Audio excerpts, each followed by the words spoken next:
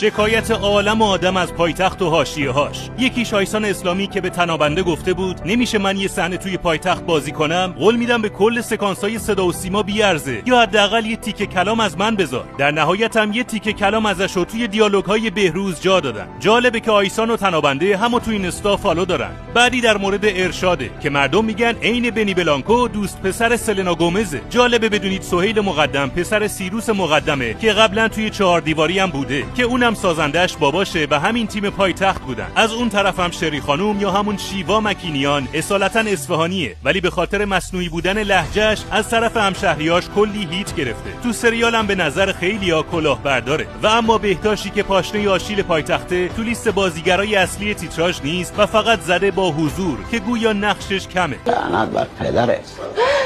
چی میگی؟ نه چیزی دارم میگم، اونی که سنگ بنای کشتی داره عوض میکنه. آخه ما مهد کشتی هستیم. و از طرف دیگه با اون 100 متر زمینی که از وسط ناکجا آباد بهش دادند یه تیکه به فوتبالیستا انداخته که ماشین چند صد میلیاردی گرفتن. ولی مهمترین حاشیه‌ها هنوز مونده، از کودک آزاری سر صحنه پرواز سالار که واقعی بود تا نامه سرگشادی نظام روانشناسی واسه مسخره کردن روانشناسا و حیوان آزاری تو صحنه گراز. خلاصه که پایتخت بیچاره بد جور زیر تیغه و از هر طرف به یکی بر میخوره. هر اندازه پایتخت رو دوست دارید لایکش کنید و نظرتون رو در موردش کامنت کنید.